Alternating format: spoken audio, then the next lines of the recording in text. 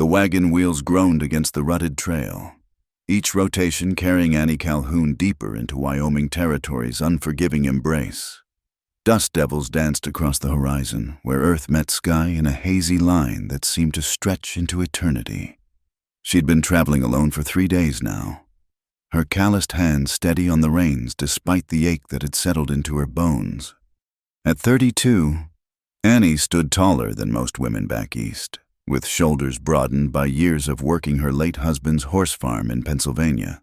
The black morning dress she'd worn for exactly 1 year had been traded for practical brown canvas skirts and a man's work shirt, scandalousing the few travelers she'd passed. Let them stare. Where she was going, fancy silks would be as useful as a screen door in a blizzard. The letter tucked safely in her leather satchel had arrived 2 months after Thomas's death. 2 months after the creditors had circled like vultures around everything they'd built together. Luke Callahan's handwriting was rough but clear. Looking for capable hand-to-lease section of land. Good soil, water rights included. Previous experience required. Reply to Burnt Creek Ranch, Wyoming territory. She'd signed her response, A. Calhoun, and mentioned only her years running a successful horse breeding operation. No mention of being a widow. No mention of being a woman. Those details could wait until her boots were firmly planted on Wyoming soil. The afternoon sun blazed overhead when she finally spotted the fence posts marking Burnt Creek Ranch. The main house sat low against the landscape, built to withstand winds that could peel paint and dreams alike from anything too proud to hunker down. Smoke curled from the chimney, but no one emerged as she pulled her wagon to a stop near the water trough. Annie climbed down, her muscles protesting after hours of sitting. She stretched, noting the well-maintained barn, the orderly corrals, the garden plot struggling against the sandy soil. A working ranch, not some gentleman's folly. Good. She hadn't come all this way to deal with another man who thought calluses were something shameful to hide beneath kid gloves. "Hello, the house," she called, her voice carrying clear across the yard. Nothing. She tried again, louder this time. The only answer came from a paint horse that stuck its head over the corral fence, whickering softly. After watering her own horses, Annie made a decision. If Luke Callahan wasn't here to meet her as promised, she'd make herself useful rather than stand around like some helpless Eastern miss. She unhitched her team, rubbed them down, and led them to the corral where fresh hay waited in the feeding trough. Someone had been here recently. The sun was kissing the western mountains when she finally sat on the porch steps, her traveling bag at her feet. She'd come too far to be discouraged by an absent host. In her satchel, alongside Callahan's letter, lay the final notice from the bank, her marriage certificate, and Thomas's death certificate. Her entire life reduced to paper and ink. The sound of hoofbeats pulled her from her thoughts. A rider approached from the north, moving fast but not reckless, the mark of someone who knew both the land and the value of good horseflesh. Annie stood, squaring her shoulders and lifting her chin.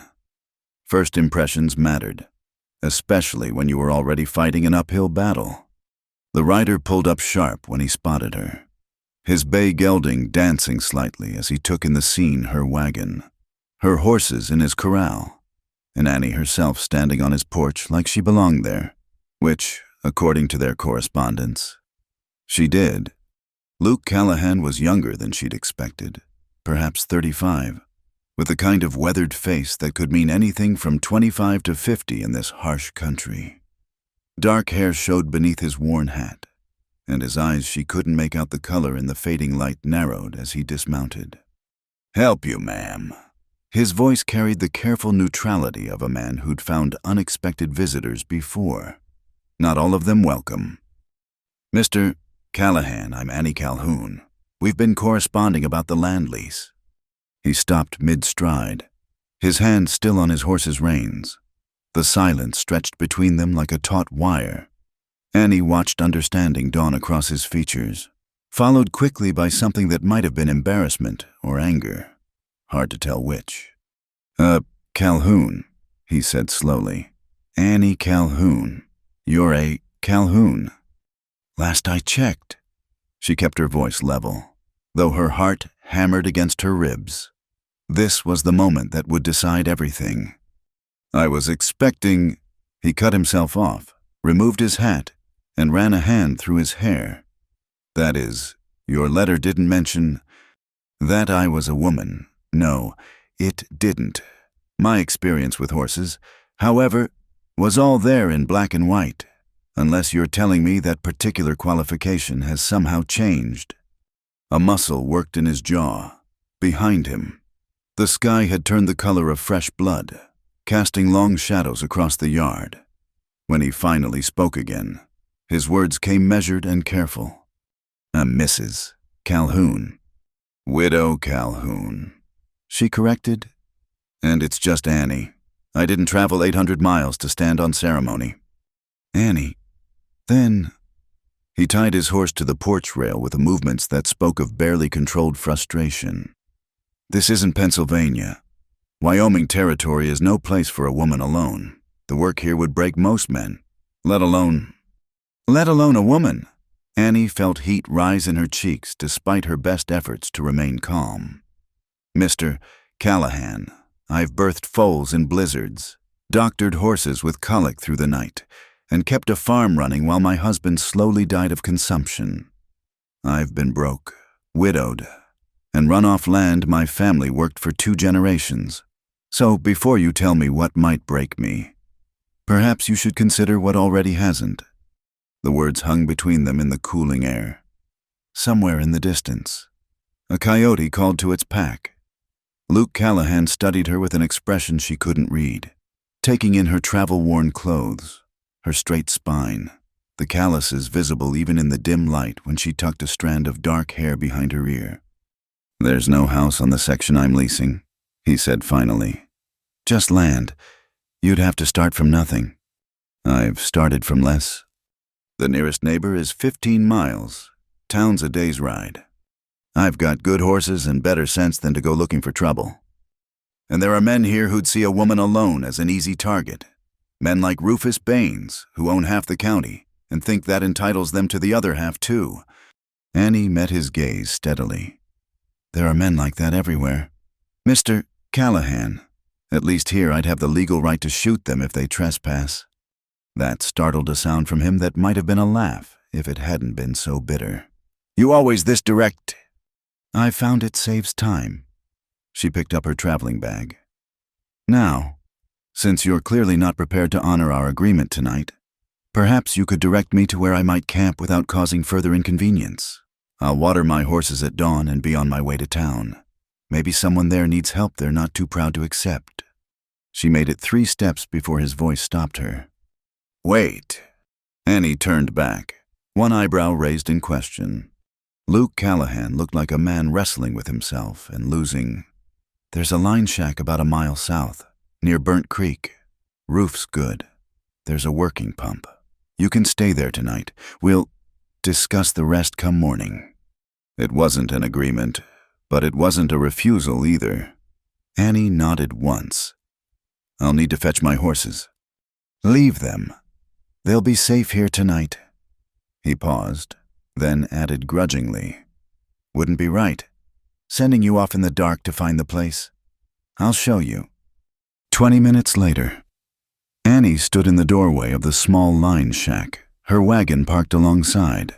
It was rough but clean, with a narrow bunk, a pot-bellied stove, and shelves stocked with basic supplies. Luke had started a fire in the stove before leaving with barely a dozen words between them. Through the single window, she could see him riding back toward the main house, his silhouette dark against the purple sky. Tomorrow he'd probably try to send her back east, full of logical arguments about propriety and safety and all the things men said when they meant, "You don't belong here." But Annie had read between the lines of his letters, seen the desperation of a man trying to hold on to land that demanded more than one person could give. He needed help, whether he'd admit it or not, and she needed this chance. She unpacked her bedroll, hung her coat on the wooden peg by the door, and set water to boil on the stove. Outside, the Wyoming night came alive with sounds both familiar and strange. Tomorrow would bring its own battles, but tonight she was here, on her own terms, beholden to no one. For the first time in over a year, Annie Calhoun smiled. The morning sun had barely crested the horizon when Annie heard hoofbeats approaching the line shack. She'd been awake for an hour already, had washed in the creek's cold water and braided her hair tight against her head. Her coffee was bitter but hot, and she cradled the tin cup between her palms as Luke Callahan dismounted outside. He knocked a courtesy she hadn't expected before entering. In the daylight streaming through the door, she could see his eyes were gray, the color of storm clouds over prairie grass. He'd shaved, she noticed, and worn a clean shirt, preparing for battle. Perhaps, just as she'd donned her best riding skirt and secured her mother's cameo at her throat. "Coffee," she offered, gesturing to the pot on the stove. He shook his head, remaining near the door like he might need to bolt at any moment. "I've given this some thought. Mrs. Annie, the situation isn't what either of us expected, but I'm a man of my word. The land's yours to lease if you still want it after you hear the terms." "I'm listening." 40 acres along the western boundary. There's a natural spring, good grass. Previous tenant tried to farm it but gave up after one season. You'll have water rights from Burnt Creek, but you'll need to maintain the irrigation channels yourself. Lease is $20 monthly. First and last month due up front. Annie set down her cup carefully. It was a fair price, maybe even generous, which made her suspicious. "What's the catch?" "No catch, just truth. That section borders Rufus Baines's spread. He's been after me to sell it to him for 2 years. When he finds out, I've leased it instead, and to a woman alone." Luke let the sentence hang unfinished. "You're trying to scare me off." "I'm trying to be honest. Baines owns the Cattleman's Bank, the general store, and half the town council. He's got a dozen hands who do whatever he tells them, and Sheriff Watson looks the other way more often than not." Annie stood, straightening her skirts. "Then why lease to me at all? Why not sell to him and save yourself the trouble?" Something flashed across Luke's features, anger, maybe, or pride. "Because this ranch has been in my family for 20 years. My father broke this ground. My mother's buried on that hill yonder. I'll be damned if I'll hand over even an acre to a man who thinks money can buy everything." "But you'll hand it over to me." "Lease it," he corrected. "And only if you understand what you're walking into." Before Annie could respond, the sound of multiple horses approaching made them both tense. Luke moved to the window, his hand drifting to the sidearm at his hip. "Speaking of the devil," he muttered, "stay inside." But Annie had never been good at taking orders. She followed him onto the small porch, standing slightly behind but clearly visible. 3 riders approached, the man in the lead sitting his horse like he owned the very air around him. Rufus Baines was older than she'd expected, perhaps 50, with silver threading through his dark beard and cold blue eyes that missed nothing. His clothes spoke of money-good leather, silver conchos on his hatband, boots that had never seen real work. The 2 men flanking him were younger, harder, their faces carefully blank. "Morning, Luke," Baines said, touching his hat brim in mock courtesy.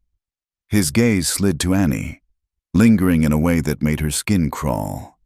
"And who might this lovely lady be?" "My business, not yours," Luke replied evenly. Now, no need for hostility. Just being neighborly." Baines smiled, showing too many teeth. "Heard you had a visitor arrive yesterday. Thought I'd come extend the welcome of the town, so to speak." "Consider it extended. Now get off my land."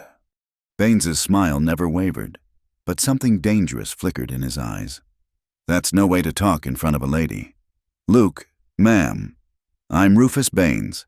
I own the Double B spread just west of here, among other things." He leaned forward in his saddle. "Might I ask what brings you to our humble corner of Wyoming?" Annie stepped forward before Luke could answer. "Business, Mr. Baines. Personal business with Mr. Callahan that doesn't concern you."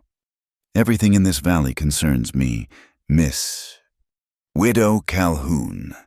She kept her voice level, polite but firm. "And I disagree. Good day to you, sir. Baines studied her for a long moment, taking in her Eastern clothes, her direct gaze, the way she stood like she had every right to be there. Widow Calhoun. Well now, traveling alone. As you see, dangerous territory for a woman alone. All sorts of unfortunate things can happen out here. Accidents, misunderstandings. He paused, letting the words settle like dust. I run a respectable boarding house in town. Clean rooms, good food, civilized company. I'd be honored to offer you accommodation while you conduct your business. That's kind of you, but unnecessary. I insist, a woman of obvious breeding shouldn't be staying in a line shack like some common drifter. Luke took a step forward. The lady said no. Baines, that's the end of it. I wasn't speaking to you. Callahan. The veneer of politeness cracked slightly. Though I am curious, what kind of business could you have with a widow from back east finally selling that western section? Still not for sale. Everything's for sale at the right price.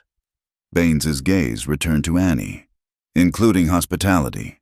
Ma'am, you strike me as a woman of intelligence. Surely you can see that aligning yourself with young Callahan here is inadvisable. He's struggling to hold on to land his father was barely man enough to claim. The smart money's on progress, development, the future. The future, Annie said slowly. Looks different to different people. Mr. Baines. Some see it in ledger books and land deeds. Others see it in honest work and earned respect. I know which I prefer. The silence stretched taut. One of Baines's men shifted in his saddle, leather creaking. Finally. Baines chuckled, though there was no warmth in it. Spoken like a true idealist. How refreshing. And how temporary such notions tend to be out here. He gathered his reins. My offer stands. Widow Calhoun. When you tire of playing pioneer, you'll find civilization waiting at the Double B. Good day. They watched the riders until they disappeared over a rise. Only then did Annie realize her hands were trembling slightly. She clasped them together, angry at the show of weakness. That, Luke said quietly, is what you're signing up for. He'll make your life hell if you stay. Will he now? Annie turned to face him fully. Tell me, Mr. Callahan, what do you think he'll do? Spread rumors. I'm a widow who traveled alone to Wyoming. My reputation's already ruined by civilized standards. Threaten me. I've been threatened by creditors, lawyers, and my own late husband's family. Try to drive me off through intimidation. I've been driven off once already. I didn't care for the experience. Luke studied her with those storm-gray eyes. You're serious about this? Dead serious. You could have accepted his offer. Comfortable rooms, protection, probably a business proposition that would set you up nicely. Annie's laugh was sharp as winter wind. At what cost? Men like Baines don't give anything free. There's always a price, usually one that strips you of everything that matters while leaving you thinking you should be grateful for the privilege. You've known men like him before. It wasn't a question. Annie walked to where her horses stood in the small corral Luke had obviously set up that morning, running her hand along the bay mare's neck. My husband's brother, after Thomas died, he offered to manage the farm for me. For my own good, of course. Within a month, he'd sold off half the breeding stock and put the proceeds in his own pocket. When I protested, he had me declared incompetent to manage my own affairs. The judge agreed women being too delicate for business matters. How'd you get free? Set the barn on fire. At Luke's startled look, she clarified. Empty barn. Made sure the horses were safe first, while everyone was fighting the blaze. I loaded what I could and left. The insurance money went to creditors. The farm went to my brother-in-law, and I went west. That's... Luke seemed to struggle for words. That's quite a story. It's the truth, and it's why I won't bow to men like Baines. I've already lost everything once to someone who thought he knew better than me what I needed. Never again. Luke was quiet for a moment, then walked to his horse and pulled a folded document from his saddlebag. Lease agreement. Standard terms. What we discussed. You can read it over. Think about... Annie took the paper, scanned it quickly, then borrowed the pencil he offered and signed her name in firm strokes. There. Now, Mr. Callahan, perhaps you could show me this land I'll be leasing. I'd like to see what I'm up against. He looked at the signed lease like it might bite him, then tucked it away. You sure about this? I've been sure since I left Pennsylvania. The only question is whether you are... Luke mounted his horse in one smooth motion. Guess we'll find out. Can you really ride? I mean, not just side saddle in a park. For answer, Annie saddled her mare with practiced efficiency, swung up astride, scandalizing in her skirts but practical, and looked down at him with raised eyebrows. Lead the way, Mr. Callahan. As they rode west across land that rolled like a golden sea, Annie felt something she hadn't experienced in over a year. Not happiness exactly, not yet, but possibility. The morning air was crisp with sage and promise, and despite Rufus Baines and all he represented, despite Luke Callahan's obvious doubts, despite the enormous task ahead of her, Annie Calhoun felt like she could breathe again. Behind them, unseen but watching from a distant ridge, one of Baines's men made note of their direction before turning his horse back toward the Double B. The game was set in motion, though only one player fully understood the rules. But Annie had learned her own rules back east, written in loss and defiance, and she'd be damned if she'd lose again. 3 days after signing the lease, Annie stood knee-deep in creek water, wrestling with rocks to clear a channel that had been clogged since the previous tenant abandoned the land. The afternoon sun beat down mercilessly, and sweat soaked through her work shirt despite the cool water swirling around her legs. She'd chosen a spot near a cottonwood grove to set up her temporary camp, a wall tent she'd bought in town with some of her carefully hoarded funds. The townspeople had stared openly when she'd loaded supplies into her wagon, their whispers following her down Main Street like tumbleweeds.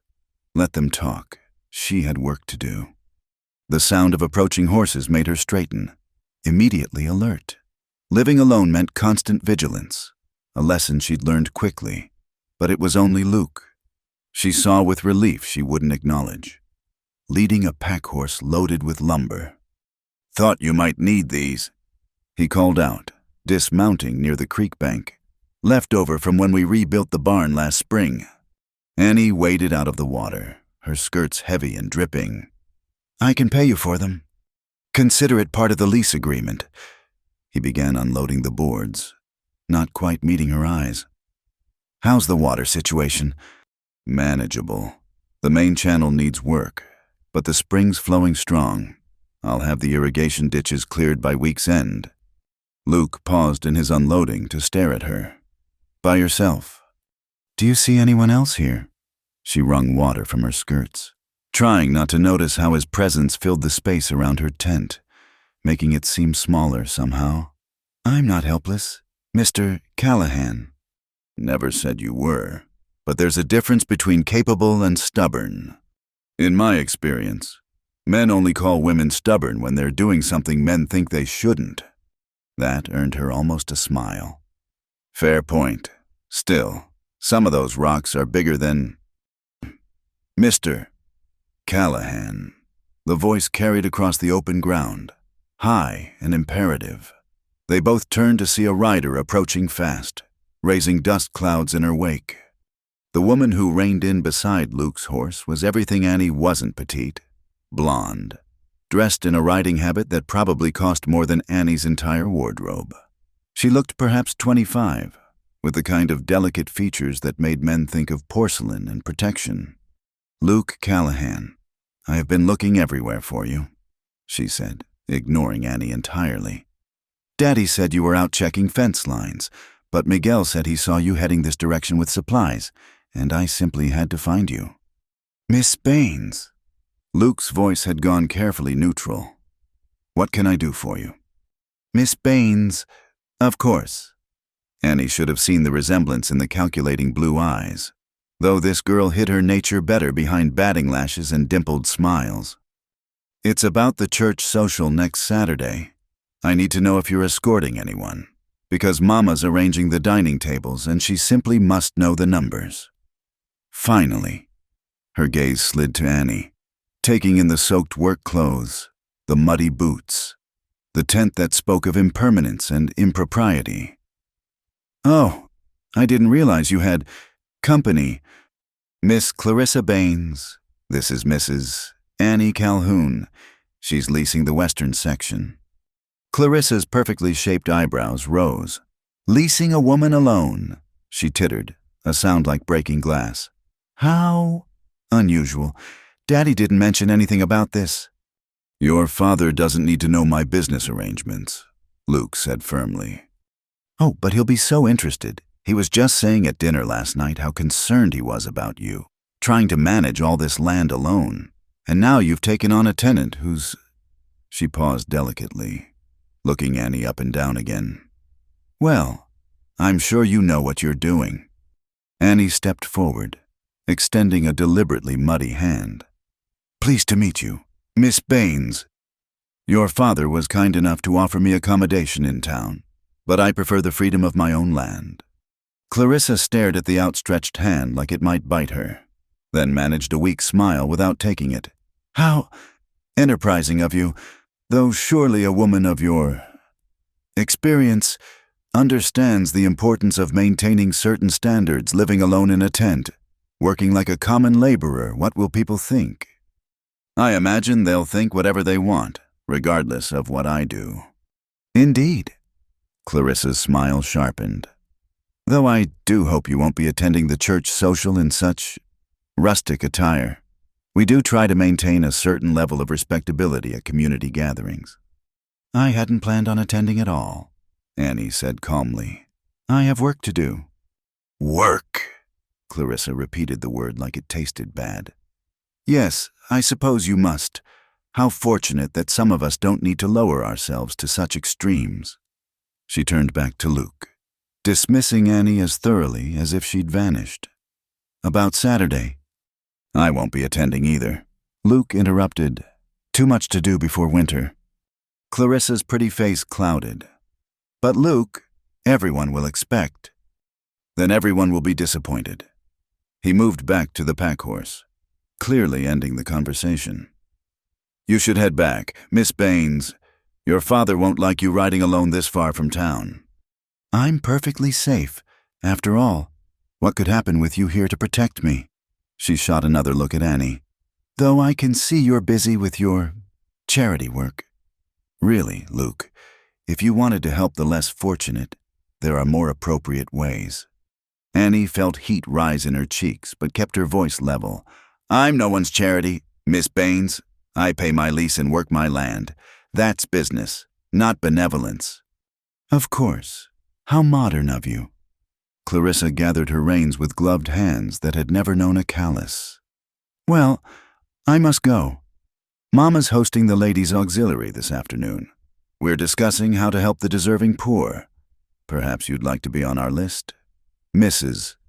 Calhoun. We do so enjoy our little projects. Save your charity for those who need it. Annie replied. I prefer to stand on my own feet. Yes, I can see that. Clarissa's gaze dropped pointedly to Annie's muddy boots. Though standing and falling are sometimes terribly close together out here, good day.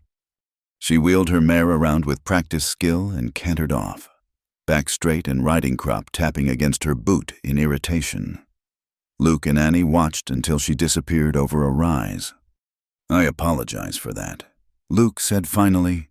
Clarissa can be your business, not mine. Annie cut him off, echoing his earlier words. She moved to examine the lumber he'd brought, needing something to do with her hands. This is good wood. I can start framing a proper shelter. You know how to frame. I told you, I've built from less. She ran her hand along a smooth board, already envisioning walls, a roof, a door she could close against the world. Though I'm curious why Rufus Baines's daughter thinks she has any claim on your time. Luke's jaw tightened. Her father's been pushing the match for 2 years. Thinks combining our lands would be advantageous. For whom? Take a guess. He finished unloading the lumber, stacking it carefully away from the creek's flood line. I've made it clear I'm not interested, but Baines doesn't hear no very well. Neither does his daughter. She's beautiful, Annie observed neutrally. So's a rattlesnake, until it bites you. Luke secured the pack horse's lead to his saddle. You sure you want to stay out here alone after Clarissa's visit? The whole town will know within hours. The pressure's only going to increase. Annie looked around her chosen spot, the creek singing over stones, the cottonwoods offering shade, the open land stretching toward mountains that touched the sky. For the first time in over a year, she felt like she could breathe without grief sitting on her chest. Let them come, she said. I've faced worse than gossiping townspeople and spoiled daughters. Luke mounted his horse, then seemed to wrestle with something before speaking. There's a barn raising at the Henderson place this Sunday. Good people, not allied with Baines. You could meet some neighbors who might see things differently than the town folks. Are you inviting me? I'm mentioning it. What you do with the information is your business. He touched his hat brim. I'll check back in a few days, see how you're managing. After he left, Annie returned to her work in the creek, attacking the stones with renewed energy. Each rock she moved was a small victory, a tiny piece of independence carved from an unforgiving landscape. By sunset, she'd cleared another 10 feet of channel, her hands raw despite her work gloves, her back screaming protest. She built a small fire as darkness fell, heating beans and brewing coffee strong enough to float a horseshoe. Her tent glowed like a lantern in the vast darkness, a single point of light that said someone was here, someone was staying, someone was refusing to bend. From the direction of the Baines ranch, she could see other lights, the big house blazing with prosperity, trying to outshine the stars themselves. She wondered if Clarissa was regaling dinner guests with tales of the improper woman living in a tent, working like a man, refusing charity and respectability alike. Good. Let them talk. Tomorrow she'd clear more creek, start digging foundation trenches for a proper cabin. She'd ordered nails and tar paper in town, ignoring the store clerk's smirk. By winter, she'd have walls and a roof, built by her own hands on land she'd earned with sweat and stubbornness. Annie banked her fire and crawled into her bedroll, muscles aching but spirit oddly light. Outside, coyotes called across the darkness, and the creek whispered promises of water for crops, life for dreams that everyone else thought were foolish.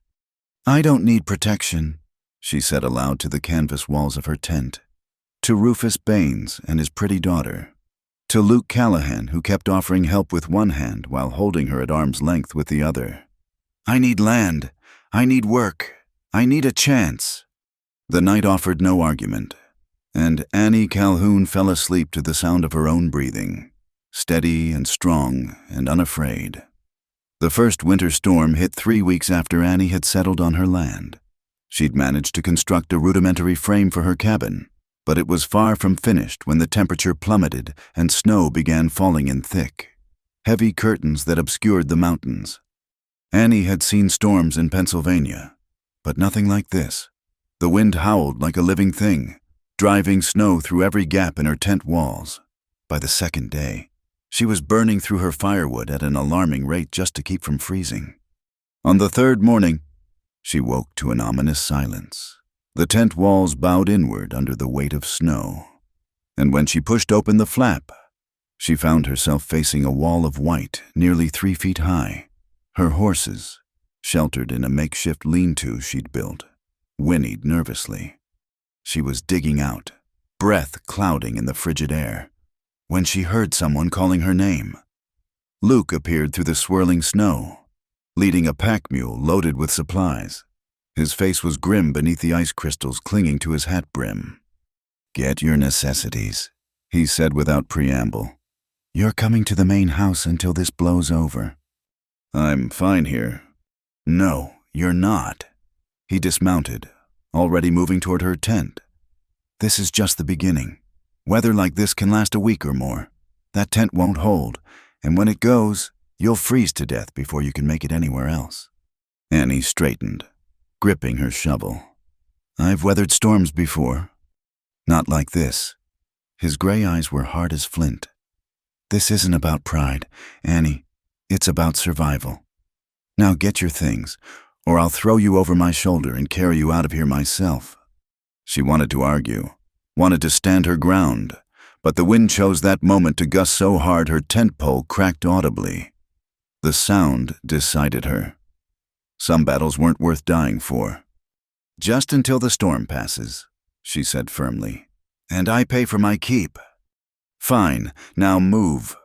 She grabbed her saddlebags, her father's rifle, and the small wooden box containing her important papers. Everything else would have to wait. Luke helped her saddle her mare, both of them working in tense silence as the storm intensified around them. The ride to the main house was treacherous. Annie could barely see Luke's back through the snow, and several times her mare stumbled in hidden drifts. When the house finally loomed out of the white, she felt a relief she'd never admit to. Luke's home was sturdy and masculine, built to withstand whatever Wyoming could throw at it. He led her horses to the barn while she stood in the kitchen, dripping melted snow onto the plank floor. When he returned, he found her still standing there, uncertain for the first time since she'd arrived. "There's a room upstairs," he said, not quite meeting her eyes. "Was my mother's sewing room. It's clean, has a bed. You can stay there." "Thank you." The words felt strange in her mouth. "I'll work for my keep. Cooking, cleaning, whatever needs doing. Just don't freeze to death. That's payment enough." He showed her to the room, small but warm, with faded curtains and a quilt that smelled of lavender and age. Annie set down her belongings, trying not to think about how long it had been since she'd slept in a real bed.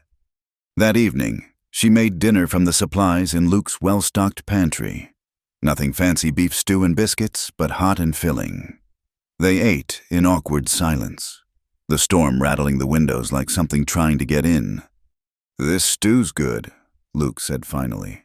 "Haven't had a proper meal in—" He trailed off, looking uncomfortable. "Since your mother passed." He nodded, pushing food around his plate. 2 winters ago, lung fever. She was a strong woman, but even strong women." He stopped again, glancing at her. "Sorry, that was thoughtless." "No, it's honest. We're mortal, all of us. Strength just means we face that truth standing up instead of lying down." Luke studied her across the table. "Is that what you're doing, standing up?" "Trying to." She rose to clear the dishes, needing movement. "Your mother, did she like it here?" "Loved it, even when it was hard, even when the cattle died or the crops failed. She used to say the land got into your blood, became part of you." He paused. "Course, she also had my father. Made the hard times bearable, having someone to share them with." Annie's hands stilled on the dishes. "Yes, that does make a difference." They lapsed back into silence, but it was less strained now. After she'd cleaned up, Annie found herself drawn to the window, watching the snow fall in the lamplight. Behind her, she heard Luke add wood to the fire, the domestic sounds strangely comforting. "I'll head up," she said, suddenly aware they were alone in his house, unmarried and unchaperoned. "Early morning, I'm sure." "Annie?" His voice stopped her at the doorway. "That storage building at the north edge of your land, it's old but solid. Previous tenant used it for equipment. Would make a better temporary shelter than a tent." She turned, surprised. "Why didn't you mention it before?" "Because you seem determined to do everything the hard way." A ghost of a smile crossed his features. "Figured you'd find it yourself eventually. Feel like you'd earned it. And now I think maybe you've earned it already." She nodded, not trusting her voice, and headed upstairs. The sewing room was cozy, the bed soft, and for the first time in months, Annie felt truly warm. Through the walls, she could hear Luke moving around below, the normal sounds of a person preparing for night. On her second day at the house, Annie took over the kitchen completely. She found Luke's system, or lack thereof, appalling. While reorganizing the pantry, she discovered he'd been living on jerky, canned beans, and coffee strong enough to dissolve a spoon. "When's the last time you ate a vegetable?" she demanded. Emerging from the pantry with dusty jars of preserved goods his mother had clearly put up. Luke looked up from the harness he was mending by the fire. "Potatoes count as vegetables." "When?" He actually had to think about it. "Last month, maybe." Good Lord. She set about making a proper meal, muttering about stubborn men and scurvy. Luke wisely kept his attention on his work, though she caught him hiding a smile. By the fourth day, they'd settled into an unexpected rhythm. Annie cooked and kept house not because it was expected, but because idleness made her itch. Luke tended the stock and made repairs, the storm having given him time for tasks long neglected. They ate meals together, initially in silence, then with gradually increasing conversation. "Why Wyoming?" Luke asked one evening as they sat by the fire. Annie darning socks she'd found in a basket of long-abandoned mending. "It was far," she answered honestly. "Far from everything I'd lost, everyone who'd betrayed me, and—" She paused, searching for words. "Have you ever felt like you were living someone else's life? Like every choice you made was actually someone else's choice, and you were just going along?" Luke nodded slowly. "After my father died, everyone expected me to sell, move to town, take a job at the bank or the feed store. Safe, respectable. Not this." He gestured at the house around them. "The land beyond." "But you stayed." "Couldn't leave. This place it's who I am. Without it, I'd be nothing." "No," Annie said firmly. "You'd still be you. The land doesn't make you who you are, it reveals it. Your choice to stay, to fight for this place. That's what makes you who you are." He looked at her then, really looked at her, and Annie felt something shift between them. Not attraction, not just attraction, but recognition, understanding.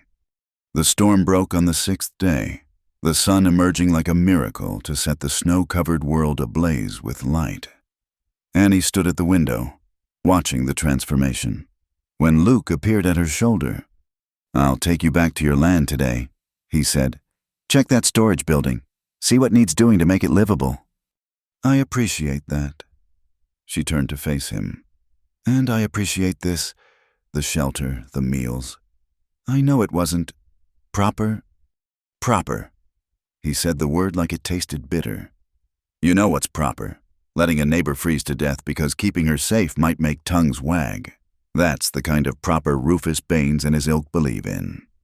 People will talk. Let them." His jaws set in the stubborn line she'd come to recognize.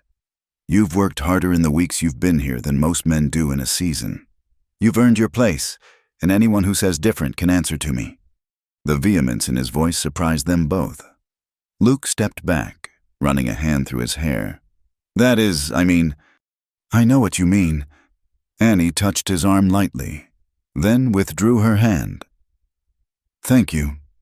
They rode out an hour later. The world transformed into something pure and crystalline. The storage building, when they reached it, proved to be exactly as Luke had said, old but solid, with thick walls and a good roof. It would need cleaning and repairs, but it was far better than her tent. "I'll help you move your things," Luke offered as they stood surveying the building. "Get you settled before dark." Annie looked at him. This man who'd sheltered her without asking anything in return, who'd defended her right to be here even as he kept his careful distance. "Luke," she said, then stopped. Not sure what she wanted to say, that she was grateful that she understood his loneliness because it matched her own, that sometimes, late at night in his mother's sewing room, she'd wondered what it would be like to belong somewhere again. "I know," he said quietly, as if he'd heard all the things she couldn't say. "But this is your land, your choice. I'm here if you need anything. That's all." It wasn't all, and they both knew it. But for now, it was enough. Annie had a roof over her head, work for her hands, and something that might, if she was very careful, become friendship. The rest, whatever the rest might be, would have to wait. Spring arrived slowly that year, creeping across the Wyoming landscape like a cautious visitor unsure of its welcome. Annie had made the storage building into a proper home over the winter months, patching cracks with mud and straw, building furniture from salvaged wood, and creating something that, while humble, was entirely hers. It was on one of those tender spring evenings, when the air smelled of sage and possibility, that Luke found her sitting by her small fire, reading a letter by the dying light. Her face was composed, but he'd learned to read the tension in her shoulders, the way her jaw set when she was holding something back. "Bad news?" he asked, dismounting from his bay gelding. He'd taken to stopping by every few days, always with some excuse, checking fence lines, following stray cattle, bringing supplies she hadn't asked for. Annie folded the letter carefully, precisely, the way someone might fold a flag at a funeral. "My former brother-in-law. The farm sold, all debts cleared. He says, very magnanimous of him to inform me." "That's good. Isn't it debts cleared?" "His debts, perhaps. Thomas's debts, not mine." She fed the letter to the fire, watching it curl and blacken. 5 generations of Weatherby land, gone. My grandmother would be spinning in her grave if she knew a Calhoun had sold it to developers. Luke settled beside her, careful to maintain proper distance. "Weatherby was your maiden name?" "Margaret Ann Weatherby. Good farming stock," my father used to say, "until I married a dreamer with more charm than sense." She laughed, but there was no humor in it. "I loved him, you know, even when the debts piled up, even when his schemes failed one after another. Love makes fools of us all." "Not foolish to love someone." "No, then why does it always end with loss?" She turned to look at him, firelight dancing across her features. "Your parents loved each other, and now your mother's gone and your father's buried on that hill. I loved Thomas, and now I'm alone in Wyoming while strangers walk on Weatherby land. What's the point of it all?" Luke was quiet for a long moment, poking at the fire with a stick. "My mother used to say love wasn't about the ending. It was about the during. The moments you got, however many or few." Pretty words. Maybe. But she lived them. Right up to the end, she was grateful for what she'd had rather than bitter about what she was losing. He paused, then added quietly, "Though I wasn't always sure my father deserved that kind of devotion." Annie glanced at him sharply. It was the first time he'd suggested his parents' marriage had been anything less than ideal. "What do you mean?" "He was a hard man, good in his way, but hard. Expected her to follow him out here, leave her family in Missouri. Everything she knew, she did it without complaint, but I wonder sometimes what she gave up, what dreams she set aside." "We all make choices," Annie said. "The lucky ones get to make their own instead of having them made for us." "Is that what you're doing here, making your own choices?" "For the first time in my life, yes." She stood, brushing ash from her skirts. "Would you like some coffee? I was about to make a fresh pot." It was a clear invitation to stay, and Luke accepted with a nod. As Annie busied herself with the coffee pot, he noticed how she'd transformed the rough storage building. Shelves lined one wall, holding her few dishes and books. A table and chair sat by the window she'd cut herself, offering a view of the mountains. Her narrow bed was tucked into the corner, covered with a quilt she must have brought from Pennsylvania. "You've done well here," he said. "It's enough." She handed him a cup, the coffee black and strong the way he liked it.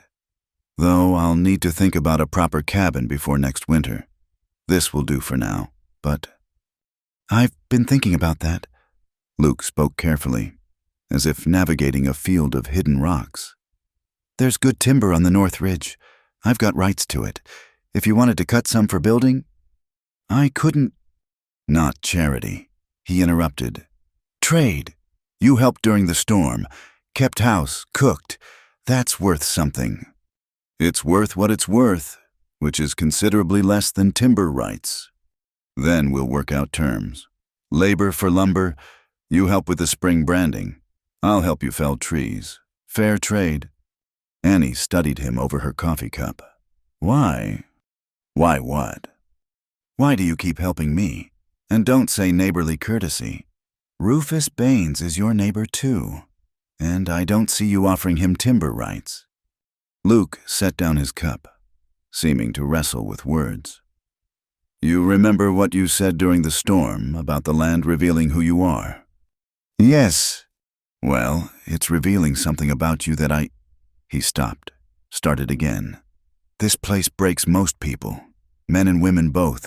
They come out here thinking it'll be easy, that the land owes them something just for showing up. When it doesn't deliver, they blame everything but themselves and leave. But not me. No, not you. You work harder than anyone I've known besides my mother. You don't complain. Don't ask for more than what's fair. Don't expect the land to be anything but what it is. He met her eyes directly. That's rare. That's worth preserving. The air between them seemed to thicken, charged with things unsaid. Annie felt her heart beat faster, and was suddenly aware of how small her building was, how close he sat. I should go, Luke said abruptly, standing. Early morning tomorrow. Those calves won't brand themselves. Annie walked him to the door, pausing on the threshold. The night was soft around them, stars beginning to emerge in the darkening sky. Luke, I'll be by end of the week, he said quickly. We can talk about the timber then. And Annie, that letter. Whatever it said, you're worth more than what you lost back east. Remember that. He mounted his horse and rode off before she could respond, leaving Annie standing in her doorway with words unspoken on her lips. She watched until he disappeared into the gathering darkness, then returned to her fire. The ashes of her brother-in-law's letter were still visible among the embers, fragments of her past life reduced to carbon and memory. She thought about Luke's parents, about love and loss and the choices that led people to this hard place. She thought about his mother, following a difficult man to an uncertain future, finding happiness in moments rather than promises. Mostly, though, she thought about Luke himself, the way he'd said she was worth preserving, like she was something precious rather than simply useful. No one had looked at her that way in so long she'd forgotten what it felt like to be seen as more than her labor, more than her losses. Annie banked the fire and prepared for bed, her movements automatic while her mind wandered. Outside, a coyote called to its pack, the sound lonely and wild and somehow perfect. This wasn't the life she'd planned, wasn't the future she'd imagined as a young bride in Pennsylvania, but it was hers, built with her own hands on land she'd earned with her own sweat. Tomorrow she'd work on clearing more irrigation channels. Next week, she'd help with branding in exchange for timber. By winter, she'd have a proper cabin, sturdy enough to withstand whatever storms came her way. And Luke would be nearby, offering help she was learning to accept, seeing her in ways that made her remember she was more than just a widow, more than just a survivor. She was a woman still, with a woman's heart that hadn't been buried with her husband after all. The thought scared her more than any winter storm, more than Rufus Baines and all his threats. Because Luke was right, love did make fools of people, and Annie Calhoun had been a fool once already. But as she lay in her narrow bed, listening to the night sounds of her land, she wondered if perhaps being a fool wasn't the worst thing in the world, not if the alternative was being alone forever, strong and capable and utterly, endlessly alone. Through her window, one star shone brighter than the rest, like a promise or a question. Annie closed her eyes and let herself imagine, just for a moment, a different kind of future, one where strength didn't mean solitude, where accepting help didn't mean surrendering independence, where love might not be foolish at all, but the bravest choice a person could make. The spring social was meant to celebrate the end of winter and the promise of new growth. Every family in the valley attended, spreading blankets under the cottonwoods behind the church, sharing food and gossip in equal measure. Annie hadn't planned to go until Luke mentioned it casually while helping her set fence posts. "You should come," he said, not quite meeting her eyes. "The Henderson family will be there, and the Millers, good people. Might be worthwhile to meet folks who aren't named Baines."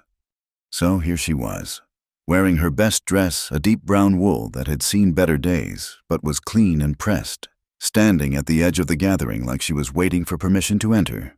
She'd brought an apple pie, using the last of her preserved fruit, hoping contribution might earn acceptance.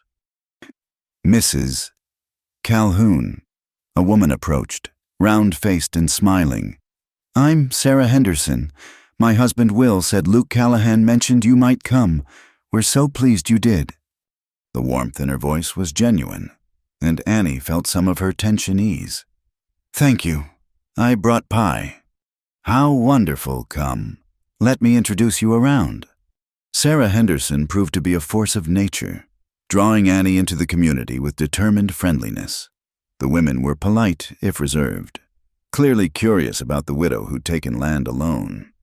The men tipped their hats and moved on quickly, as if lingering might suggest impropriety. Annie was beginning to relax when she heard Clarissa Baines's distinctive laugh. The younger woman stood near the dessert table, surrounded by admirers, her yellow dress bright as sunlight against the weathered buildings. "Oh, look," Clarissa said, just loud enough to carry, "Mrs. Calhoun has joined us. How brave of her to come alone." "I often do things alone," Annie replied evenly. "I find it simpler than waiting for permission or escort." A few women tittered nervously. Clarissa's smile sharpened. "Yes, we've all heard about your independence, though I do wonder if it's quite proper. A woman living alone so close to bachelor ranchers. People do talk."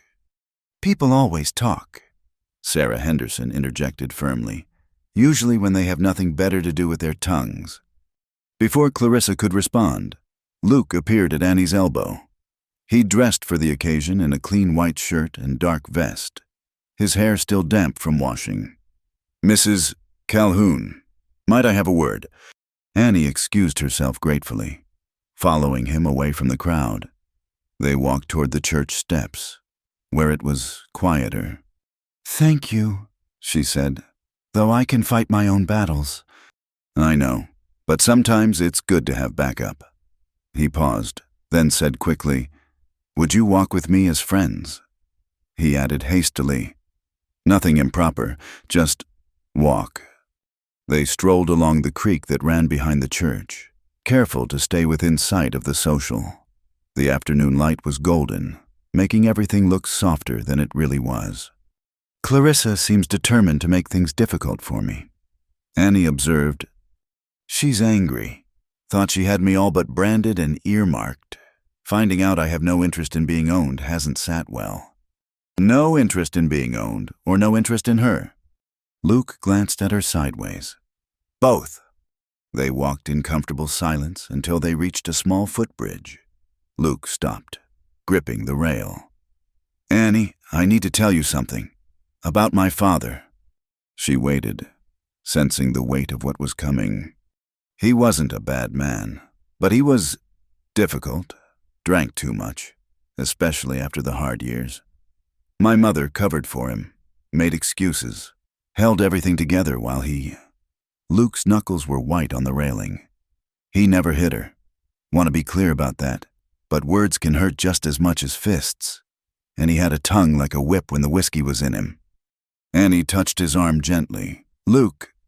She deserved better, deserved someone who saw her worth every day, not just when he was sober enough to feel guilty.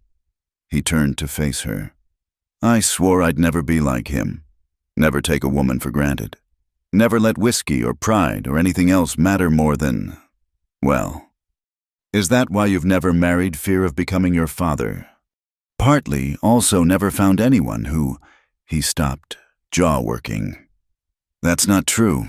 I never looked easier to stay alone than risk turning into him."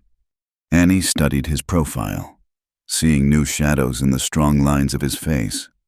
"You're not him. Luke, the fact that you're aware of his failings, that you actively choose to be different, that matters." Does it? Sometimes I wonder if it's in the blood, waiting to come out. Then we're all doomed, Annie said firmly. My father was a gambler who lost the family farm twice before my mother put her foot down. My grandfather was a drunk. Should I assume I'm destined to follow their path? That's different.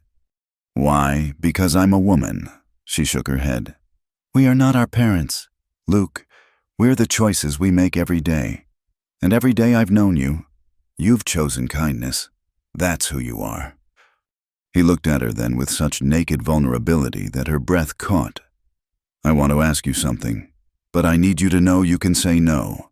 It won't change anything, the timber agreement, my help, any of it. Annie's heart began to race. Ask.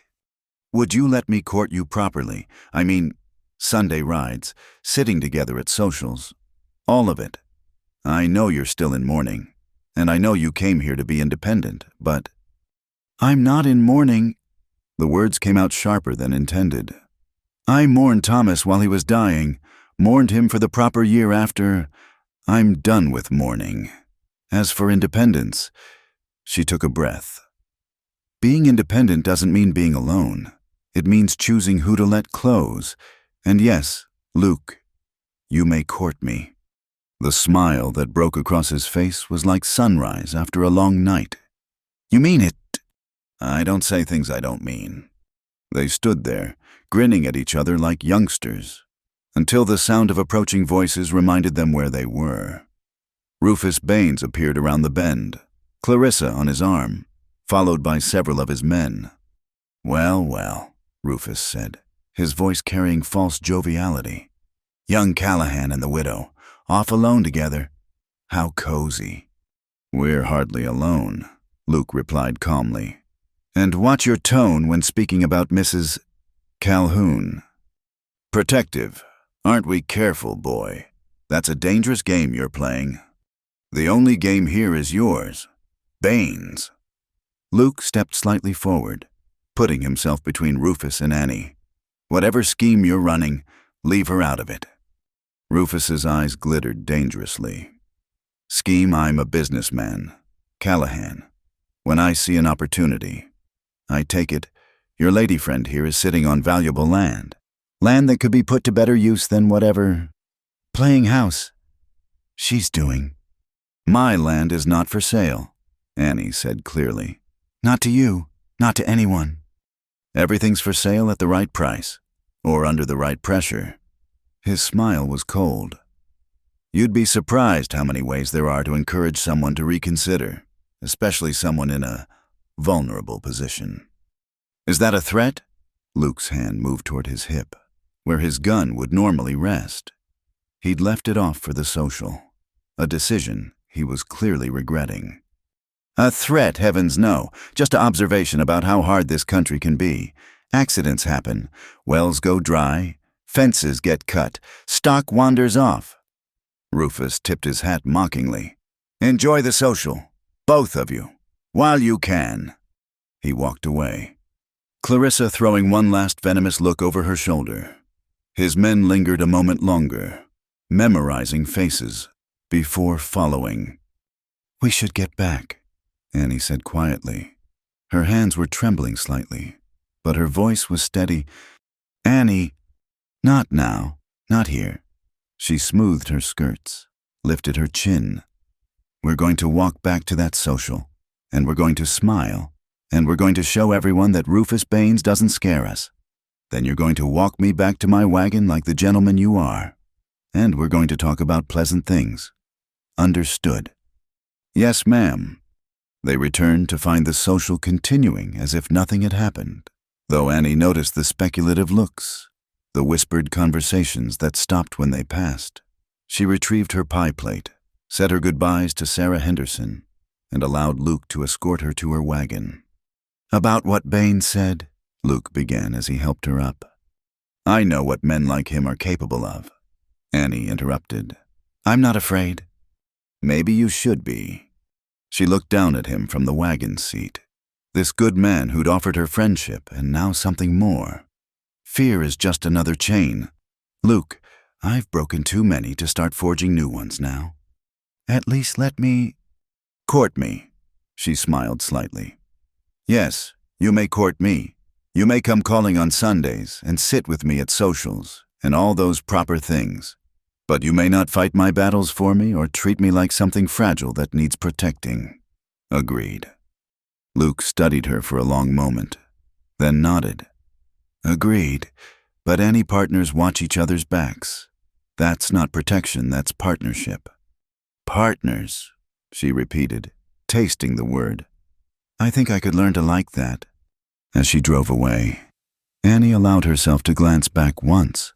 Luke still stood where she'd left him, watching her go, and even from a distance she could see his smile. Whatever Rufus Baines had planned, whatever challenges lay ahead, she wouldn't face them alone. Not because she needed protection, but because she'd chosen partnership. And that, she thought, as her land came into view, made all the difference.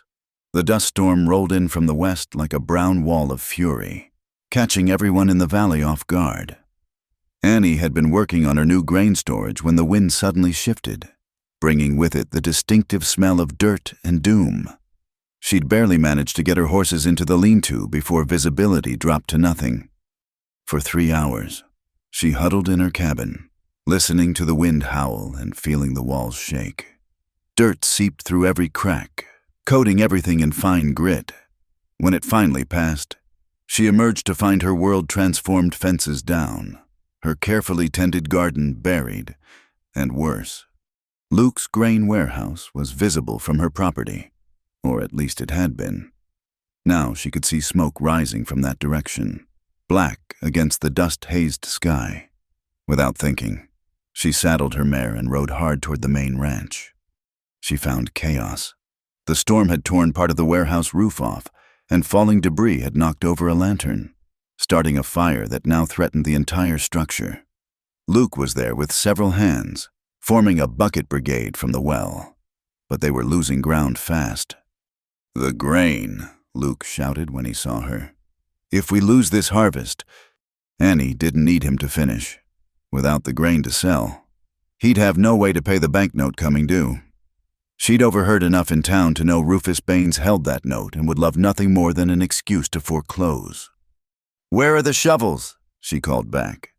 "Shed behind the barn."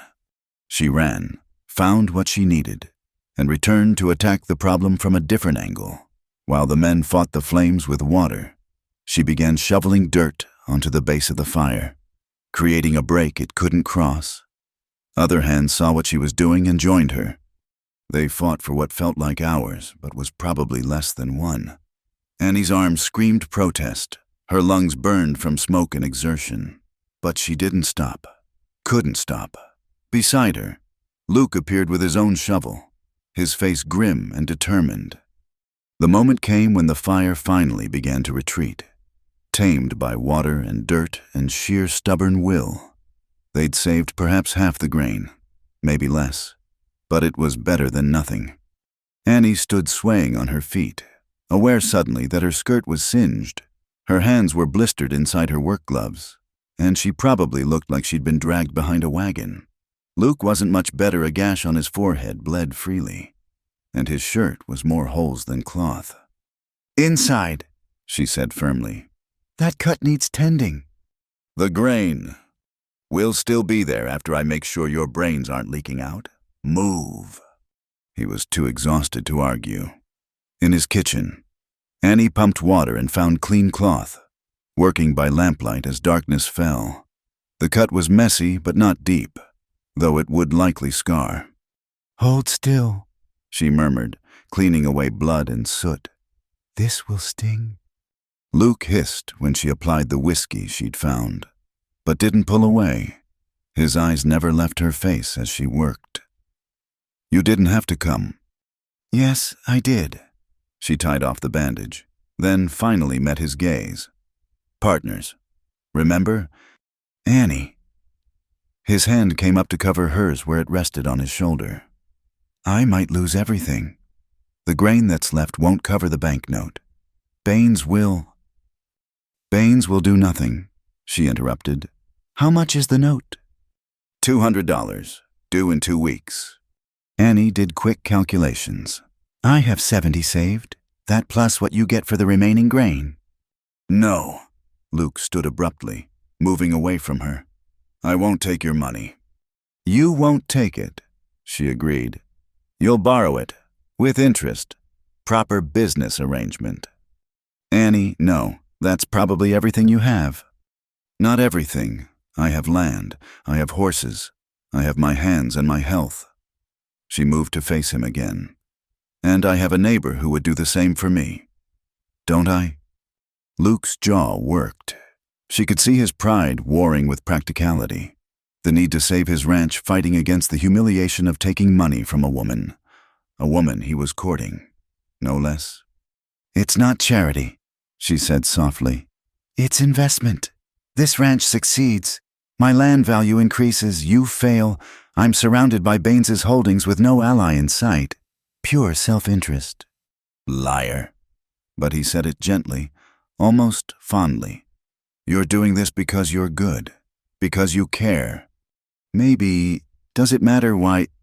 He was quiet for a long moment, then moved to the window, looking out at the damaged warehouse barely visible in the darkness. My father would be spinning in his grave, taking money from a woman.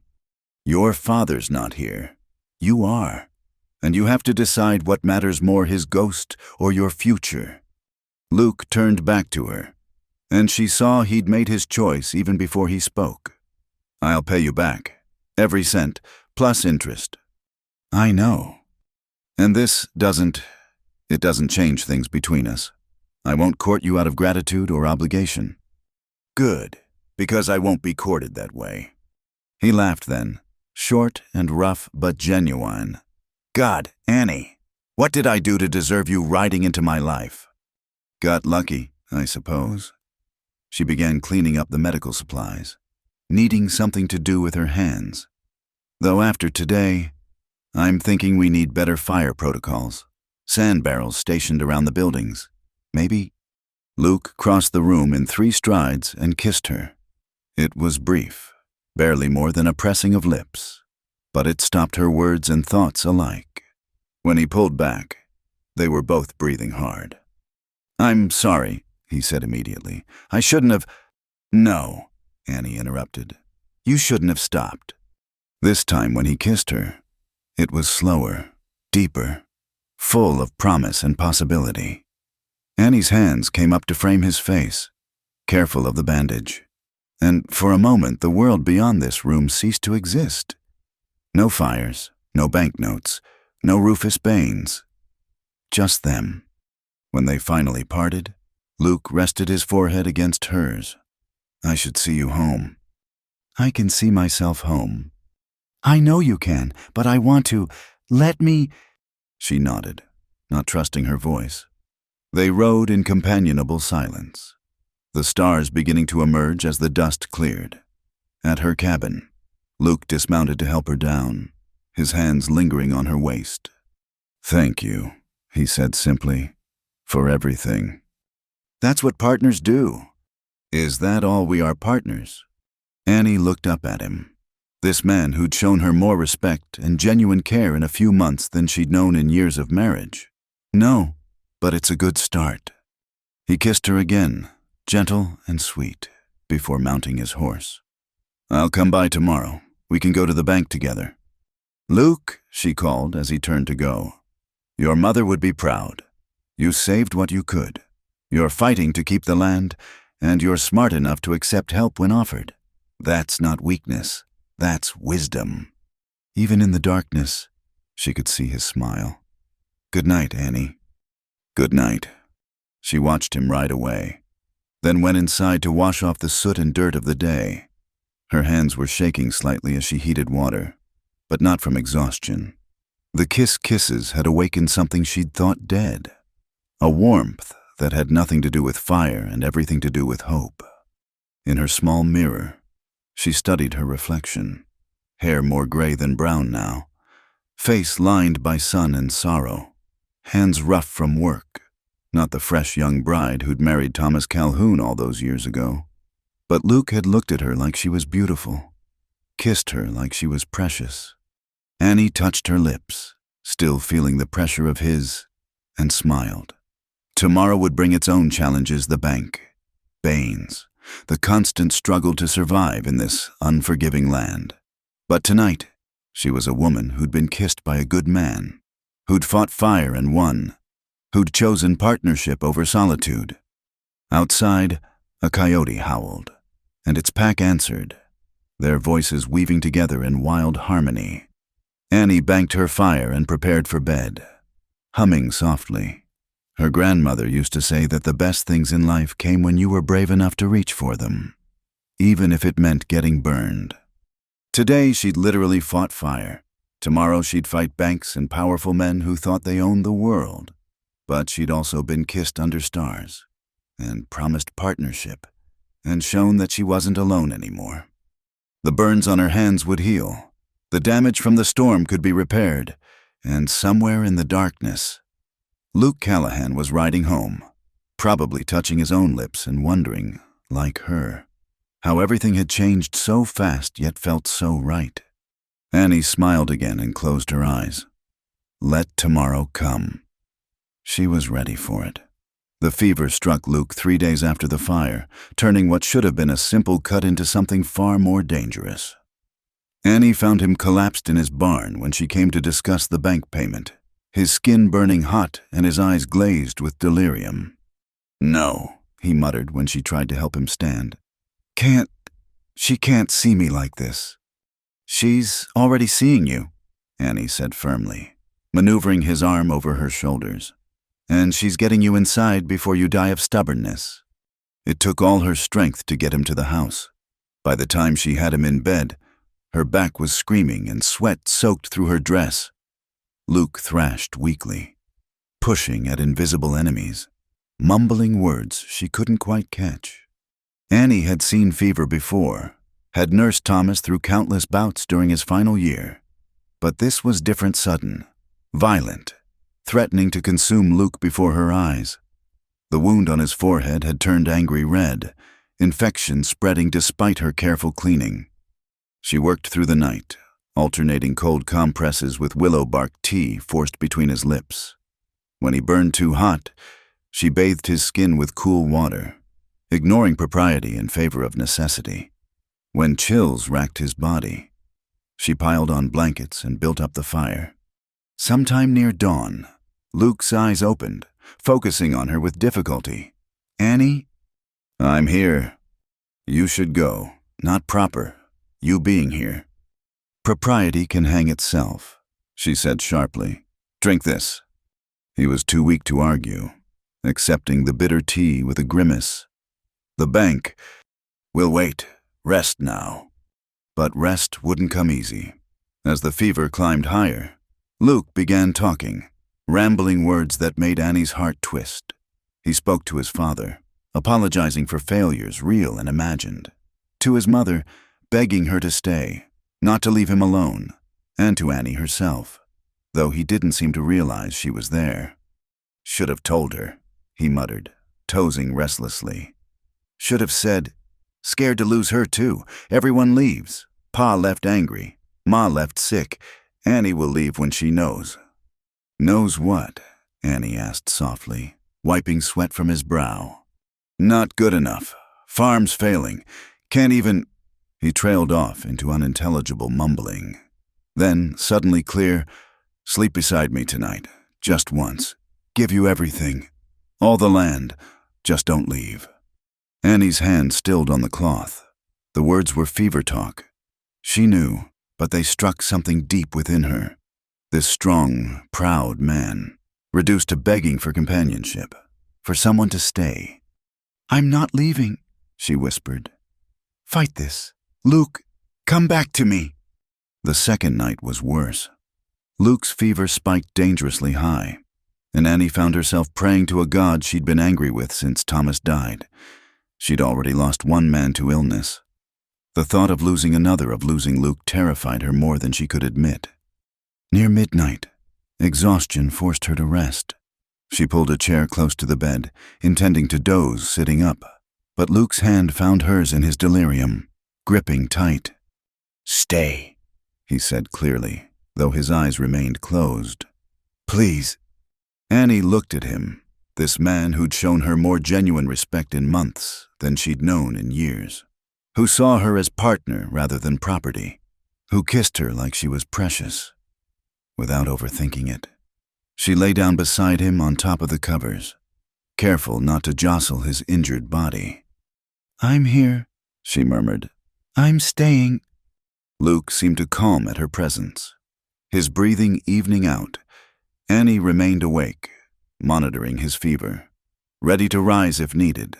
But something about being close to him, feeling his warmth, too much warmth, but alive, blessedly alive, eased a tightness in her chest she hadn't realized was there. Dawn of the third day brought a break in the fever. Annie woke when had she fallen asleep to find Luke's eyes open and clear, watching her with an expression she couldn't read. "Annie," his voice was hoarse but coherent. "What? Why are you in my bed?" Heat flooded her cheeks as she scrambled to sit up. "You were fevered, delirious. You asked me to stay. And I thought, that is, you seemed calmer when—" "I asked you to stay." "Among other things." She busied herself checking his forehead, relieved to find it cool. "The fever's broken. How do you feel?" "Like I've been trampled by cattle." He caught her hand as she started to rise. "What other things?" Annie hesitated, then decided on honesty. "You spoke to your parents, apologized for things that weren't your fault, and—" She took a breath. "You offered me all your land if I'd sleep beside you one night. Said you'd give me everything if I just wouldn't leave." Luke's face went carefully blank. "I see. Fever talk," Annie said quickly. It meant nothing. "Did it?" He struggled to sit up, wincing. "Or did it mean everything?" The question hung between them, heavy with implication. Annie stood, needing distance to think clearly. "You should eat something. I'll make broth." "Annie, wait." His voice stopped her at the door. "Did you stay the whole night?" "Yes." "Why?" She turned back to face him, this man who'd bared his soul in delirium, who'd trusted her with his fears and his longing. "Because you asked me to. Because partners don't leave when things get hard. Because—" She paused, gathering courage. "Because I wanted to." Something shifted in Luke's expression, vulnerable and hopeful. "And if I asked again without the fever, then I'd have to think about it," Annie said carefully. "Ask me when you're well, when you know what you're saying and what it means." "I know now." "No. You know you almost died, and I stayed. That's gratitude talking. Maybe relief, but it's not what you think it is." "What do I think it is?" The word hovered on her tongue, too big and dangerous to speak. Love. That's what he thought it was. What she feared it might be becoming. But love was loss waiting to happen, and she'd had enough of both. "Rest," she said instead. "We'll talk when you're stronger." She fled to the kitchen, hands shaking as she built up the fire. Behind her, she heard Luke settling back against the pillows, but she could feel his gaze following her movements. As she worked, Annie tried to reconcile the fevered man who'd begged her to stay with the proud rancher who'd reluctantly accepted her help, the vulnerability he'd shown, the raw need for connection it called to something within her she'd thought safely buried. She'd slept beside him, not as lovers, not even as husband and wife, but as two people finding comfort in proximity, in the simple assurance of another heartbeat in the darkness. It had felt right in a way that scared her. "Annie," Luke's voice carried from the bedroom. "I meant it. What I said." She paused in her stirring. "Which part?" "All of it, especially the part about not wanting you to leave."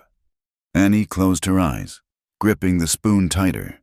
She'd come west to be alone, to rebuild a life on her own terms without depending on anyone. But somewhere between that first meeting and this moment, Luke Callahan had become essential to her in ways she was only beginning to understand. "I'm not leaving," she said, loud enough for him to hear. "But Luke, next time you want me to sleep beside you, try asking when you're not dying. A woman likes to know a man's in his right mind when he's making offers. His laughter, weak but genuine, filled the small house. Noted, though Annie, the land offer stands, fever or no fever. "Drink your broth and stop talking nonsense," she called back, but she was smiling. As she ladled soup into a bowl, Annie realized something had shifted between them during those long nights of fever and fear. The careful distance they'd maintained, the proper boundaries of courtship, all of it had crumbled in the face of near loss. She'd seen him at his weakest, heard his deepest fears, felt his desperate need for connection, and instead of running, she'd stayed, laid beside him through the darkness, her presence an anchor in his delirium.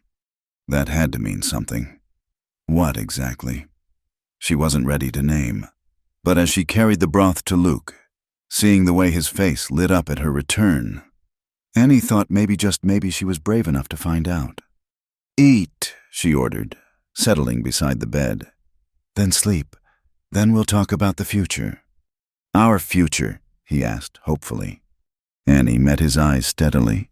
"We'll see." But her hand found his on the coverlet, and when he turned his palm up in silent invitation, she laced their fingers together. Outside, morning sun painted the damaged warehouse gold, and life went on. Inside, two people sat in companionable silence, hands linked, no longer alone. It was enough. For now, it was everything. The land committee meeting was held in the town hall on a sweltering July afternoon. Annie arrived to find the room already packed, the air thick with tobacco smoke and tension. She'd worn her best dress, the dark blue one she'd saved for important occasions, and kept her chin high despite the whispers that followed her to a seat near the back. Luke was already there, still pale from his recent illness, but standing straight near the front with the other landowners. He caught her eye and nodded slightly, a gesture of support that warmed her more than she'd admit. Rufus Baines held court at the committee table, flanked by his cronies and the town clerk, who looked like he'd rather be anywhere else. The official purpose of the meeting was to discuss water rights and boundary disputes. But Annie knew the real agenda the moment Baines smiled in her direction. "Gentlemen," Baines began, his voice carrying easily through the room. "And lady—" The pause before the last word was deliberate, dismissive. "We have several matters to address today, but first, a concern has been brought to my attention regarding the western parcels adjacent to my property." Annie's hands tightened in her lap. Here it came. "It seems there's been some confusion about the proper use of these lands. While we certainly support enterprise and initiative, we must also consider the overall good of our community." Baines shuffled some papers officiously. "I move that we discuss the rezoning of the western section for more appropriate use." "What kind of appropriate use?" Luke asked, his voice cutting through the murmurs. "Commercial development. Perhaps a new mill or storage facility. Something that would benefit everyone, not just—" Another pause. "Individual interests." "You mean something you could control?" Will Henderson spoke up from the middle of the room. "That land's been leased fair and square. You can't just take it back because you don't like who's working it." "No one's talking about taking anything," Baines said smoothly. "Simply optimizing our resources. Mrs. Calhoun, perhaps you'd like to address the committee.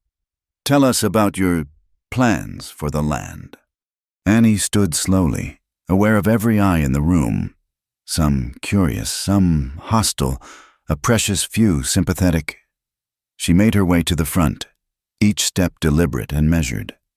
"My plans are simple," she said, pleased when her voice came out steady and clear. "I intend to build on my land, work it as I see fit, and contribute to this community through honest labor and fair dealing." Admirable sentiments. Baines drawled. "But can one woman truly manage 40 acres alone? Wouldn't it be better, safer, to accept a generous offer for the lease and find more suitable arrangements?" "I've managed thus far." "Have you?" Baines stood, moving around the table like a predator circling prey. "Let's examine that claim. You've been here, What, 6 months in that time, you've built no permanent structures, produced no significant crops, contributed nothing to the town's economy. She helped save my grain warehouse, Luke interrupted.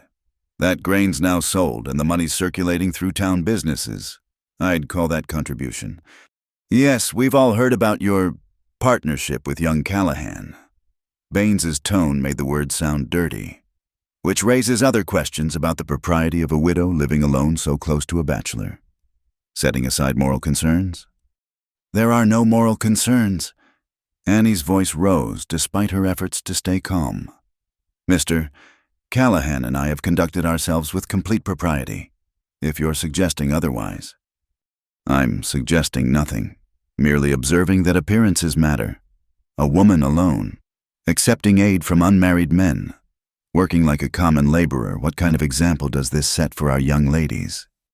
An example of independence and hard work, Sarah Henderson suggested from her seat.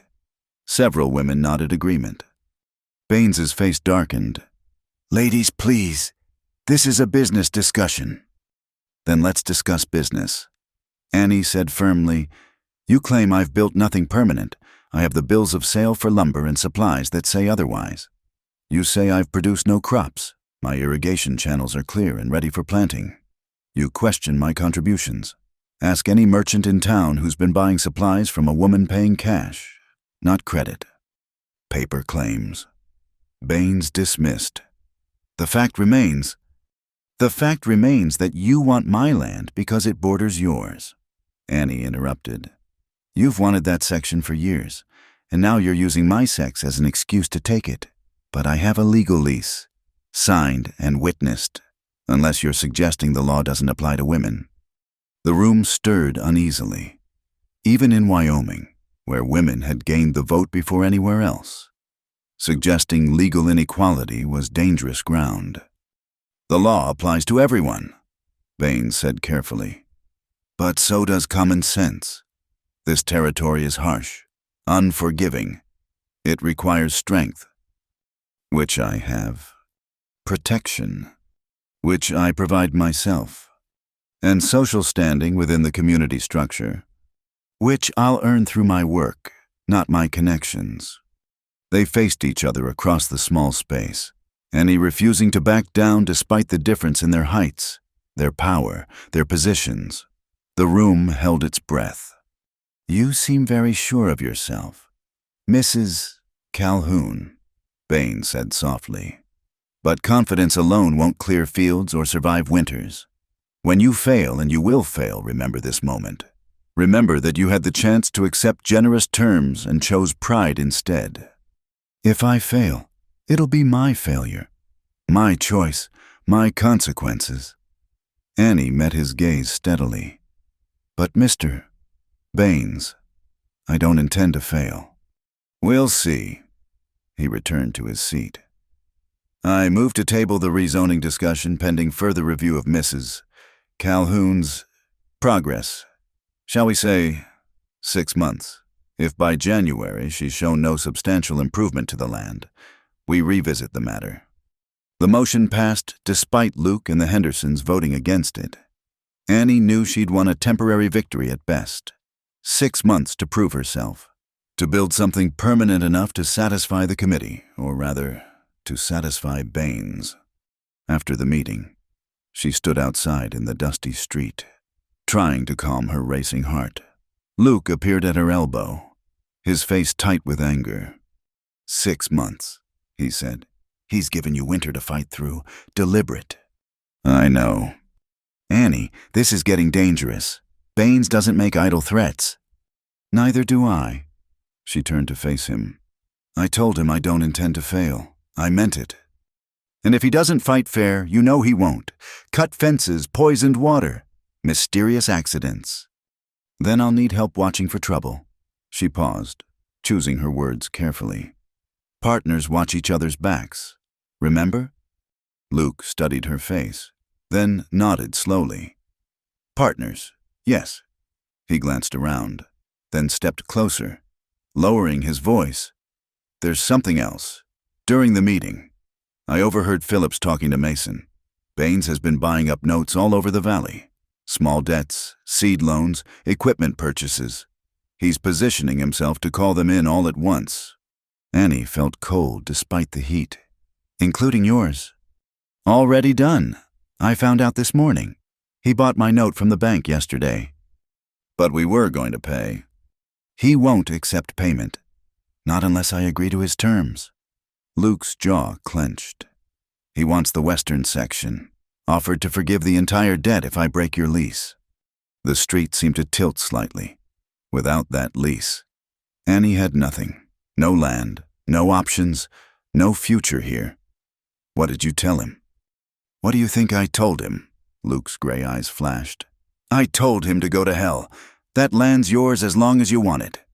Luke, you could lose everything. So could you. Difference is, I'm choosing my stand. You didn't get that option. He touched her arm lightly. We've got 6 months to make this work. Your land and mine. We prove they're both viable, productive, worth preserving.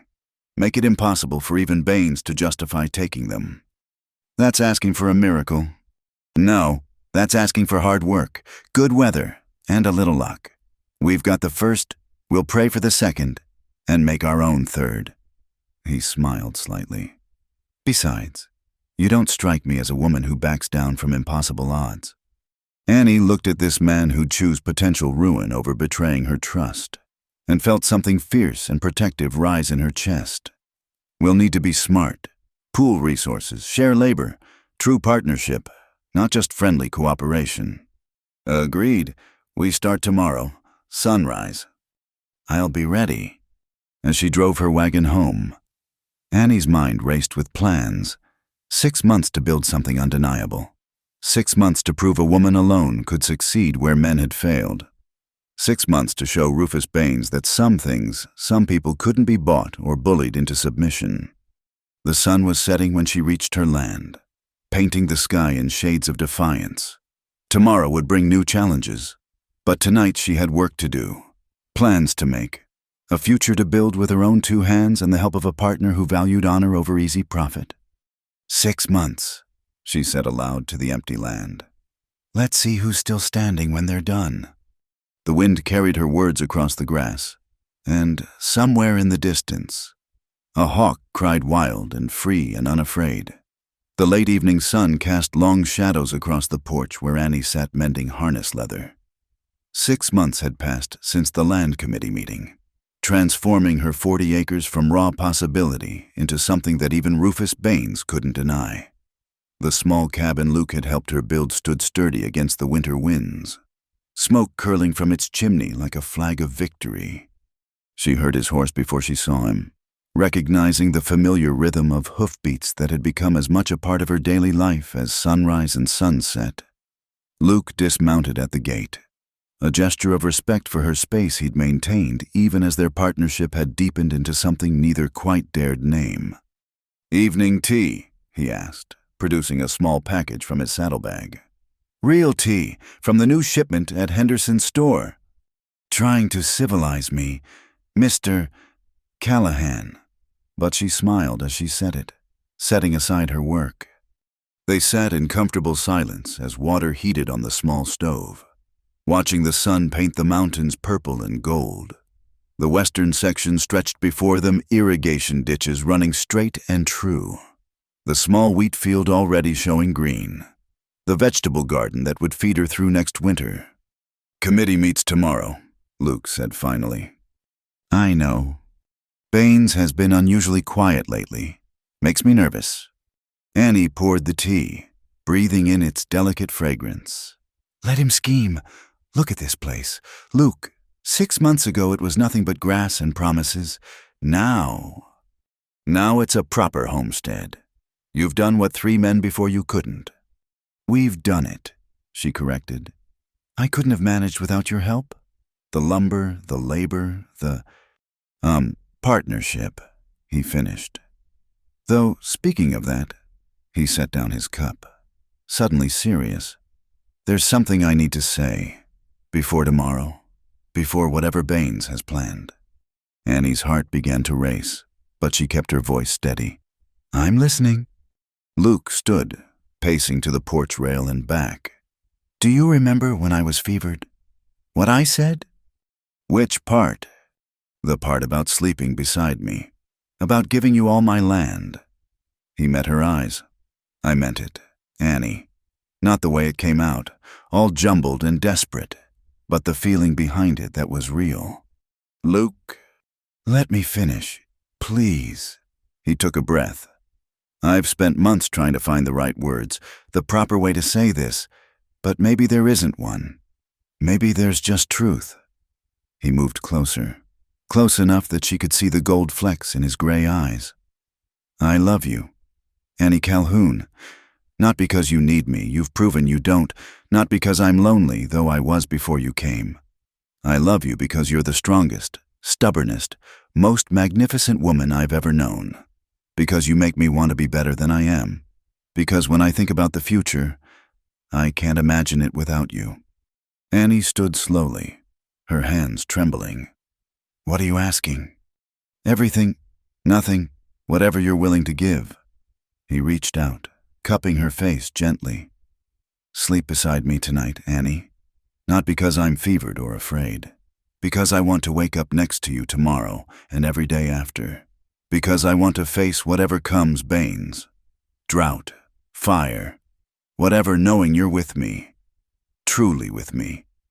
As your wife. As my wife, my partner, my equal in all things. The land I promised, it's yours either way. But I'm hoping you'll take me with it. Annie looked at this man who'd seen her at her worst and still called her magnificent, who'd offered her respect before desire, partnership before passion, who stood before her now, vulnerable and hopeful, offering not protection but true companionship. I came here to be alone, she said softly, to prove I didn't need anyone. And you have. You've proven you can stand alone. His thumb traced her cheekbone. But Annie, standing alone and choosing to stand together, they're not the same thing. One's about fear, the other's about love. She thought of all the reasons to say no, the independence she'd fought for, the losses she'd endured, the risk of giving her heart again. Then she thought of winter nights warmed by shared laughter, of working side by side under summer sun, of the way he looked at her like she was precious but never fragile. Yes, she whispered. Yes? Yes to all of it. To sleeping beside you tonight and waking beside you tomorrow. To facing Baines together. To building something neither of us could manage alone. She smiled through tears she hadn't realized were falling. Yes, Luke Callahan, I'll marry you. He kissed her then, deep and sure and full of promise. When they finally parted, both breathless. The sun had set and stars were beginning to appear. When? He asked. Tonight, tomorrow, as soon as you want. Tomorrow. After the committee meeting. After we've won. He grinned suddenly. Can you imagine Baines's face when he realizes his scheming brought us together? Annie laughed, the sound bright in the gathering darkness. He wanted to break us. Instead, he made us unbreakable. They went inside together. Propriety be damned. Tomorrow would bring battles, but tonight was theirs. Annie made dinner while Luke tended the fire, their movements synchronized by months of practice. They talked of plans combining their lands, expanding the wheat fields, maybe adding cattle next year. When darkness fell complete, Luke turned to her, suddenly shy. I should probably go. Last night of being proper and all. No. Annie took his hand.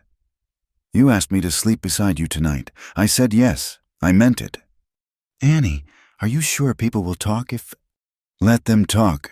Tomorrow I'll be your wife. Tonight. She squeezed his hand. Tonight I want to stop being alone. I want to lie beside you and know that whatever tomorrow brings, we'll face it together.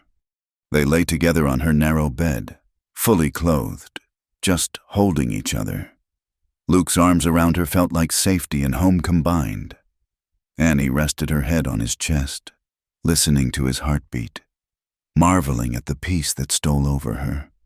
I love you too, she said into the darkness. In case I forgot to mention it earlier. His arms tightened. Worth the wait to hear it. Even if Baines wins tomorrow, if we lose everything, we won't lose each other. Everything else is just land and lumber. He pressed a kiss to her hair. But Baines won't win. A man who fights alone will always lose to two who fight together. He just doesn't know it yet. Annie smiled against his shirt. Tomorrow, Rufus Baines would face not a vulnerable widow, but a united front, a partnership forged in fire and struggle, tempered by respect and trust, sealed with love. Sleep, Luke murmured. Big day tomorrow. The first of many, Annie agreed, already drifting off. Outside, the Wyoming night sang its ancient songs whined through grass, coyotes calling to the moon, the creek murmuring over stones. Inside, two people who'd found strength in solitude discovered something even stronger in union. Not dependence, but chosen connection. Not weakness, but doubled courage. The morning would come soon enough, bringing with it challenges and triumphs neither could fully imagine. But for now, for these precious hours, there was only this: the quiet breathing of two hearts learning to beat as one, and the promise of all the mornings yet to come.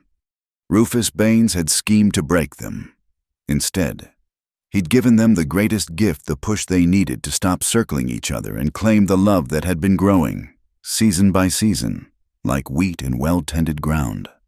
Tomorrow they would stand before the committee as individuals, but tomorrow night they would stand before God and community as one. And all the power in Wyoming couldn't break what they'd chosen to build together. In the darkness, Annie smiled and slept. No longer alone, never alone again. Thank you so much for listening to this Wild West love story. I'd love to know where you're listening from. Please share your location in the comments below so we can connect with fellow Western romance enthusiasts from around the world. Don't forget to subscribe to Wild West Stories 1850 and hit that like button if you enjoyed Annie and Luke's journey. And please support us by clicking the hype button so more people can discover these tales of courage, love, and frontier spirit. Until next time, partners.